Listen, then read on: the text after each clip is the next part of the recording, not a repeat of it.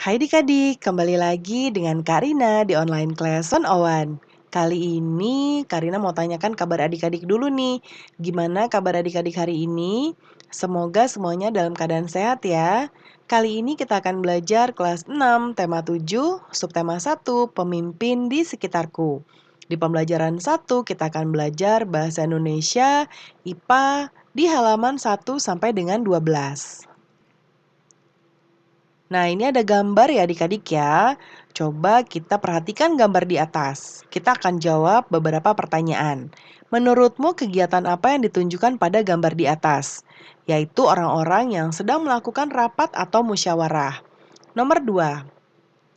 Apakah kamu pernah menyaksikan rapat RT di lingkunganmu? Coba ceritakan. Pernah ya ketika akan memperbaiki jalan perkampungan kami. Ini contoh ya adik-adik. Rumah yang saya tempati dijadikan tempat pelaksanaan rapat atau musyawarah persiapan perbaikan jalan.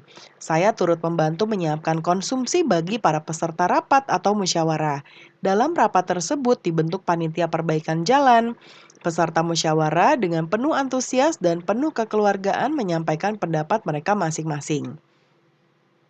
Yang ketiga, apa yang harus dilakukan oleh seorang pemimpin?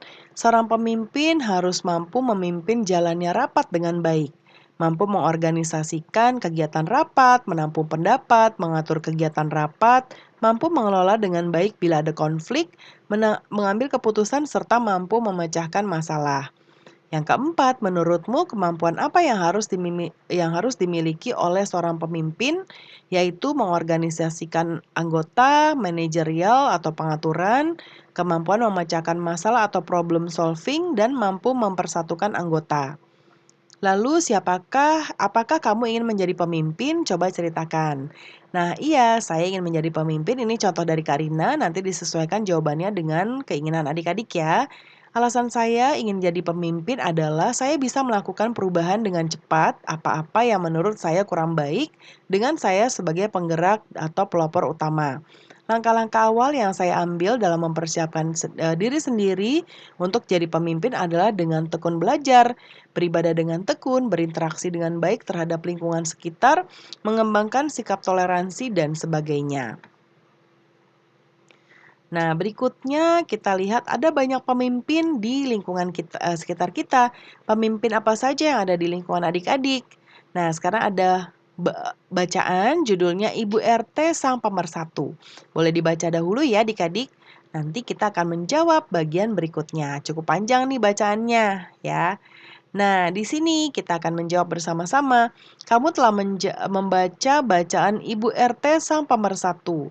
Jawablah pertanyaan-pertanyaan mengenai isi bacaan tersebut, tuliskan dalam bentuk peta pikiran seperti berikut ini. Nah, sudah kita jawab di sini. Yang pertama, jadi tadi Ibu Erika ya, siapa yang pembicara di pidato yaitu Ibu Erika. Siapakah pendengar pidato yaitu warga kampung Sehat Melati. Bagaimana sikap kepemimpinan Ibu RT dalam bacaan itu? Sikap kepemimpinan dari Bu Erika sangat baik, penuh semangat, mampu memotivasi seluruh warganya dengan cara memberi contoh keteladanan, komunikatif dengan warga, peduli akan kebersihan dan kesehatan dari warganya.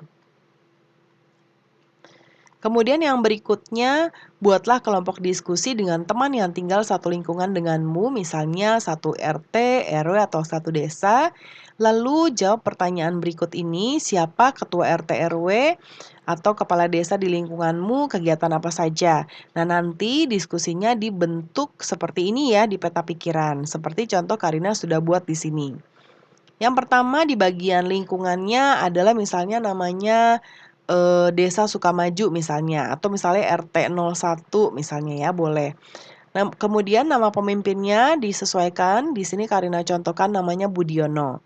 Kegiatan yang dipimpin, kerja bakti di lingkungan, melaksanakan kegiatan bersosialisasi di lingkungan terhadap remaja maupun orang dewasa, kegiatan bakti sosial untuk masyarakat. Ya, nah Karina kecilkan lagi. Yang berikutnya, pada bacaan Bu RT Sang Pemersatu ada pembicara yang menyampaikan pidato dan ada yang pendengar. Ada juga tempat berlangsungnya pidato. Ya, dan suasana ketika pidato disampaikan. Coba tuliskan tempat pidato dan suasana, bacakan jawabanmu secara bergantian ya. Nah, tadi itu tempat pidatonya adalah di lapangan, suasananya adalah damai karena warga kampung Sehat Melati itu akrab, mereka juga membawa makanan kecil untuk dinikmati bersama sambil bertukar cerita. Yang berikutnya, berdasarkan pidato pada bacaan Ibu RT sang pemersatu lengkapi bagian berikut. Nah, Karina besarkan dahulu.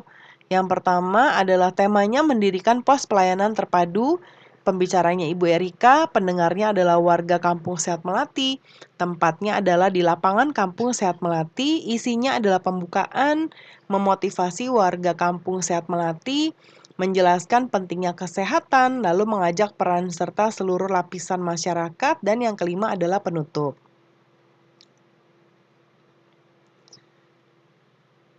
Nah, yang berikutnya Ibu Erika seorang ketua RT yang hebat. Ia, perempuan dan laki-laki mempunyai kesempatan yang sama untuk menjadi pemimpin yang baik. Nah, berikutnya kita amati gambar ini. Ini ada Udin ya. Lalu ini ada seorang pria dewasa. Coba kita jawab pertanyaan ini ya. Apa perbedaan fisik laki-laki sebelum dan setelah masa pubertas? Nah, pubertas pada anak laki-laki, perubahan fisik dimulai lebih lambat daripada anak perempuan, sekitar usia 12 atau 13 tahun. Sebagian besar menunjukkan tanda perkembangan di usia 14 tahun dan menyelesaikan seluruh pertumbuhan pubertas di usia 17 atau 18 tahun. Nah, perubahan pertama adalah bagian ini ya, testis atau penis yang membesar, lalu rambut tumbuh di daerah pubis atau ketiak, kemudian massa otot bertambah dan jaringan payudara juga berkembang. Nah, kemudian sebelum pubertas lebih kecil ya dan tidak ada rambut di daerah pubis dan ketiak, lalu massa otot kecil dan jaringan payudara belum berkembang. Kemudian yang ketiga, pada masa pubertas, testosteron menyebabkan tulang rawan dalam kotak suara tumbuh lebih besar dan lebih tebal. Kemudian yang menjadikan pita suara memanjang dan menebal sehingga suara menjadi lebih dalam. Saat masa pubertas, suara masih nyaring seperti suara anak-anak. Lalu saat pubertas, rambut wajah tumbuh yang disertai dengan jerawat. Sebelumnya wajahnya masih mulus. Ya, kemudian saat pubertas terjadi ejakulasi dan menghasilkan sperma, sebelum pubertas tidak bisa. Nah, setelah pubertas dada menjadi melebar, sebelumnya masih sempit ya. Nah, ini adalah contoh-contohnya. Kemudian yang berikutnya kita lihat di sini ada beberapa bacaan ya. Nah, di sini boleh adik-adik baca dahulu ya, dipahami kemudian nanti boleh kita akan lanjut ke bagian sini ya. Dari pembelajaran pada tema 6, kamu telah mengetahui masa pubertas. Kamu juga sudah mengetahui cara menyikapinya. Coba buatlah rencana karya berisi cara menyikapi masa pubertas. Kerjakan bersama kelompokmu. Nah, contohnya seperti ini ya. Rencana karyanya yaitu jenis karyanya mading kegiatan sehari-hari. Bahannya ada kertas warna, spidol warna, gunting, dan lem.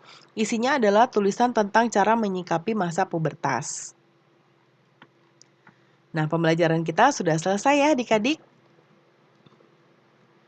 Terima kasih sudah menonton sampai akhir. Semoga pembelajaran kita hari ini bisa bermanfaat ya adik-adik. Mohon dimaafkan apabila ada kesalahan dalam perkataan maupun dalam materi yang diberikan. Sampai jumpa di pembelajaran berikutnya.